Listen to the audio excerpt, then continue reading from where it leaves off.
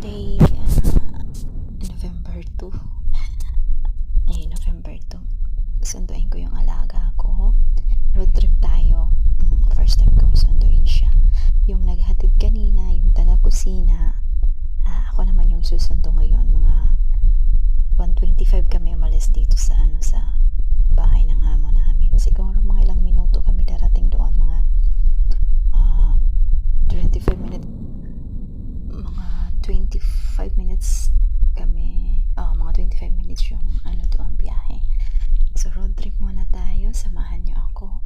Yung panahon natin dito is paggabi medyo malamig-lamig na siya, pero ngayon medyo may lilom na.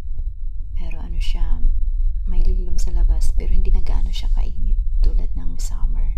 Pwede na magtambay sa labas. Thank you.